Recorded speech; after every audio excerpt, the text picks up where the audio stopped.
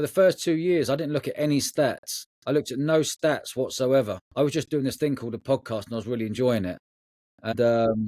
And I can see why people give up. I can see why people after 10 episodes, there's a high percentage of podcasters do it for 10 episodes, get all excited, and then go, do you know what? This is a ball ache because it's time consuming. If you're not well connected and you haven't got the contacts on your phone to pick up the phone to someone saying, do you want to come on the podcast? That might not help you.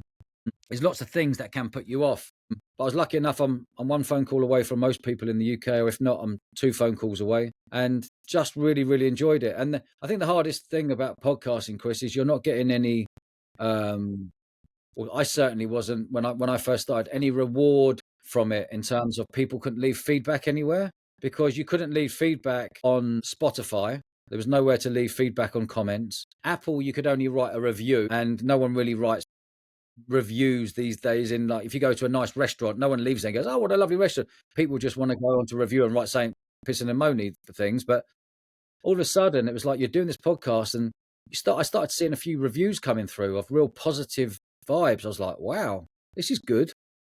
And then you get another one, "Wow, this is good." So I did that for 2 years, and then we decided a lad come on board with the podcast called Josh Haynes, who's now my managing director.